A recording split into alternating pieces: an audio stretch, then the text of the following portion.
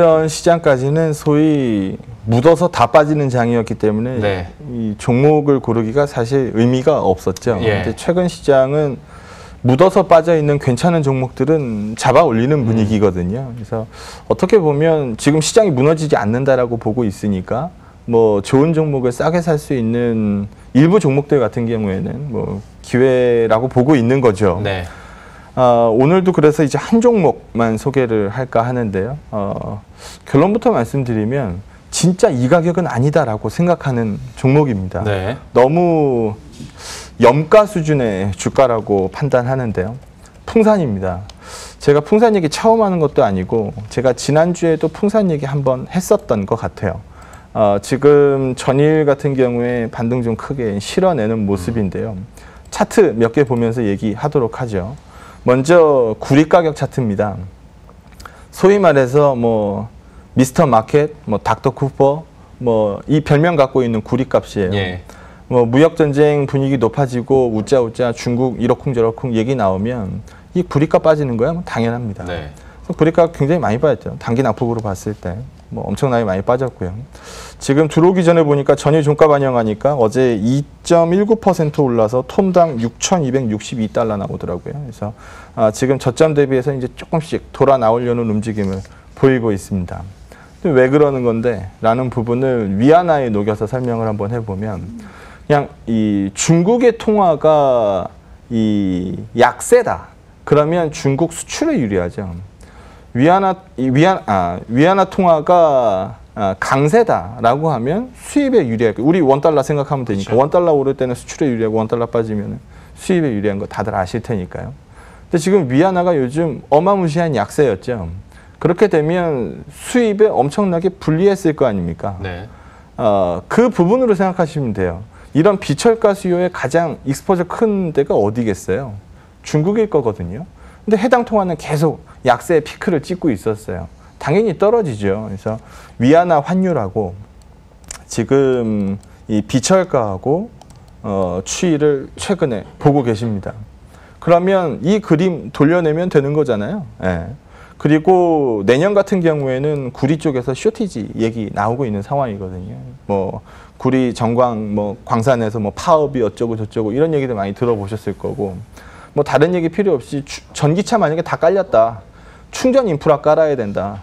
제일 니즈 큰 이 비철금속 뭐가 있을까요? 충전하면 뭐 해야 돼요? 뭐가 필요합니까? 뭐 전기선이니 뭐 충전 인프라니 다 구리거든요. 예, 그래서 그런 부분들 뭐 쳐다본다라고 하면 보니까 장기 전망은 나쁘지 않을 것 같은데요. 최근에 영향을 많이 미친 건 위안화 가격입니다. 그러면 위안화 얘기를 한번 해봐야 되겠죠. 난 이 약달러 좋아해요 라고 얘기했었던 트럼프 그 이후에 달러가 실제로 빠졌어요.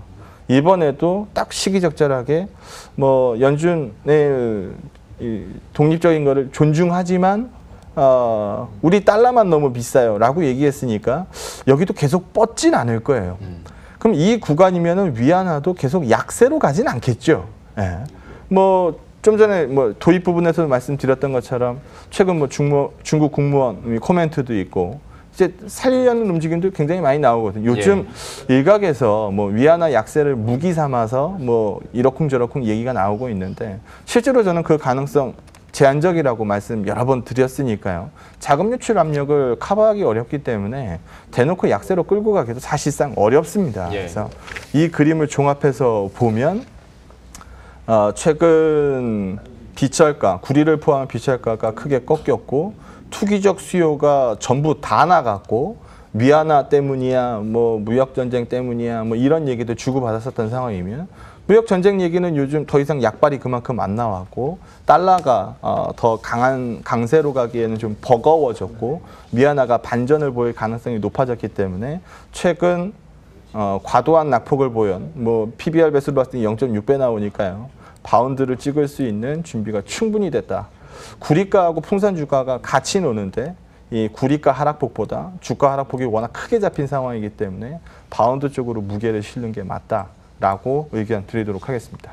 오늘 종목으로 풍산을 얘기해 주셨어요. 계속 뭐 이전부터 역발상이나 혹은 이렇게 빠질 종목은 아닌데 라는 종목들을 계속 소개해 주고 계신데요. 뭐 현대해상이나 한국항공우주 같은 경우에 좀 깜짝 놀랄 정도의 반등이 현재 나오고 있고 뭐 어제 은행주들 약간 보합권이었지만 또 워낙 여기는 실적이 잘 나오다 보니까 좀 장기적인 관점에서도 좀 긍정적으로 계속 얘기가 나오고 있고 오늘 장에서는 풍산 얘기를 해주셨는데요. 1년 사이에 고점 대비 한 40% 빠졌었는데 이 정도의 주가의 기업은 아니다라고 얘기를 해주셨으니까요. 풍산에 대해서도 한번 긍정적으로 관심 있게 지켜보도록 하겠습니다. 그럼 마지막으로 한 줄 코멘트도 정리를 해주시죠. 어제 장 초반에 그냥 시겁했었던 게 네. 제가 방송 나와가지고 요즘 계속 자신 있게 말씀드렸던 게 외국인 선물 매수 뜨는 거 보세요라는 부분이었는데 네. 어제 장 초반에 외국인 선물이 3천억 매도를 찍더라고요. 머리가 하얘지죠. 네. 예. 근데 끝날 때 뭐 보셨겠습니다만 500억 플러스로 끝났죠. 뭐 그 이전에는 뭐 1000억대 플러스까지도 올라갔었던 상황이고요. 그래서 외국인 선물 드립을 쳤다라고 표현할 수 있을 것 같은데요. 거기에 맞춰서 어제 시장도 우리 출렁거렸거든요. 근데 결론은 여전히 동일하다라는 겁니다. 아래를 보지 않았으면 아래를 보고 있으면 이런 선물 수급이 안 나올 거라는 거거든요. 그래서 우려 높았었던 그림들이 일부씩 줄기 시작했기 때문에 이제는 뭐 현물의 개선이나 이런 부분들 쪽으로 개선폭이 좀 확대될 수 있는 준비는 충분히 되어 있다라고 말씀드리도록 하겠습니다. 외국인의 선물은 계속해서 따라가되 조금 더 긍정적인 측면으로 시장 바라보면서 또 투자 전략 업데이트 시켜보도록 하겠습니다. 지금까지 한국투자증권 이프랜드예요. 장용혁 팀장과 함께했습니다. 고맙습니다. 네, 고맙습니다.